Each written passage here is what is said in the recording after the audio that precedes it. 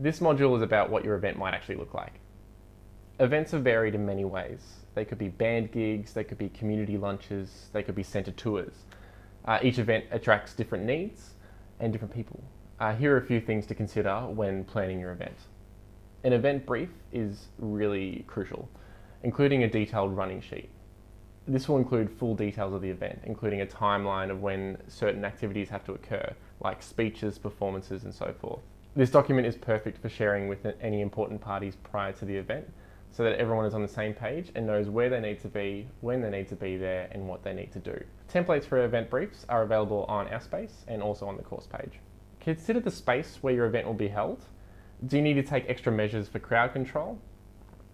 You can use installations like marquees or photo booths as methods of crowd control as well to make sure people follow a path that you desire. Consider how your event is branded. You want your event to look as Headspace as possible. Don't be afraid of the green. Consider how your event is branded. You want your event to look as Headspace as possible. Don't be afraid of the green. Is everyone taking part dressed in Headspace shirts? Do you have enough merch for the day? Do you have pull-up banners, teardrop banners, and so forth? Merchandise is available to purchase online through the Headspace merchandise portal. Think about some of the activities you can have at your event. Things like stress ball making, photo booths, sports activities, giant Jenga, chess, musical performances, or other workshops or activities are some fun way to engage people. Think about which type of activity will best suit the event that you're running. For formal events, it's worth thinking about the running sheet and how speeches fit into this. As well as this, it's important to engage with your local elder about an appropriate welcome to country for your event. Welcome to country guidelines are available on our space. If appropriate, consider giving some helpful messaging to your speakers and helping them with their speeches. Speaking to crowds can be quite daunting, so any support you can give your speakers is really recommended. I think when you're developing an event, it's always looking good at how you can kind of innovate. So you don't necessarily have to run a stall out of a particular event. It's looking at what other ways you can engage young people in the community. For example, we develop a Headspace stage, so it's something a bit different. You can have a stall on the side, but then the main focus and branding and messaging is all around giving people an opportunity, so bands and all that stuff, and they get their networks looking at what you're doing there, and also then they use all their different band social medias and all that stuff. So it's kind of going, well, you don't necessarily have to have a stall. It's always looking at those different innovative opportunities. We also do some roaming events, so if we don't have capacity to say it's an 8-hour event to be there for the full 8 hours, we might negotiate that, say we'll be there around the peak period of time. We'll walk around with the Headspace shirts on and make people aware that we're at the event, do some photo opportunities and give out some merch that way, but then not necessarily have to stick around for that full time as well. In order to make sure that our events are Headspace branded, we use a lot of Headspace national templates. So if we're doing presentations using the PowerPoint templates, any publications, we use the Headspace national templates as well. There are quite a lot to choose from. They're all on our space, so that's really convenient. Apart from that, I suppose if it's a large event, we'll be wearing Headspace t-shirts, having the Headspace balloons and Headspace, all of that, everything else, our banners. So I suppose not producing content that is not using those templates, I think is a helpful thing, just to keep consistency of our messaging and of the branding. I think our Youth Advisory Committee in the past have sort of created some of their own publications to promote an event, which is really cool.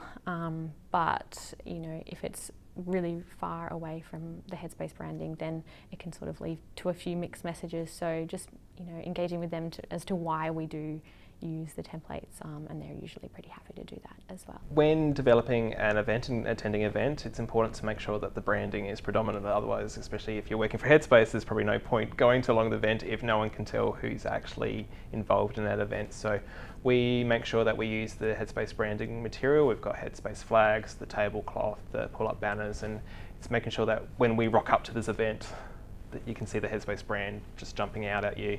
And we look at how we can scope that on different levels as well. So we have the Headspace marquee and we use those walls to create a Headspace stage. So we hire some rigging and some lighting from Party Hire Place, and we use that background and backdrop of the Headspace branding. So it's just looking at how you can utilise the resources you've got in a different way, and ensuring that when people come to that event, they're very aware of who's involved in that event and why you're there. For us, making sure our events are Headspace branded is really important, and making sure that we're portraying Headspace in the things that we do. You know, for instance, that might be when we're doing a program flyer. You know, I'm always trying to make it look different and engaging and new, but sometimes I question myself, you know, does that look like, you know, does that look like Headspace? So sometimes when I'm unsure, I can always, you know, flick an email to someone at Headspace National and they'll give me their feedback and say, yep, that looks fine, or maybe change a couple of things. You know, when we're out in community, it's really important to remember who we're representing and, you know, why we get up every day and go to work. You know, every person that I've ever met in Headspace is here for a reason, and we've got a passion behind it. So really just remembering that every day, that when we're out and we're wearing that green, that we, you know, those values and morals that come behind it, and, you know, who we are representing. A lot of the time we're not just representing our centre, we're representing Headspace nationally. We're representing our lead agency, we're representing our young people, we're representing our community. So, you know, for me that's really important. And, you know, Headspace, you know, the reason why we've been around for over a decade is because, you know, we're known, you know, people know us as, you know, not just youth friendly, we are made for young people by young people a lot of the time. And, you know, there's a certain amount of rapport that we've been able to build over these years, you know. Headspace, I've never heard anybody, you know, in my community, I've never heard anybody say, oh, you work for Headspace, blah, blah, blah, blah, blah, in a negative way. They're always saying, you know, we always get positive praise, and just being able to, you know, uphold that you know, level and that standard that we try and do.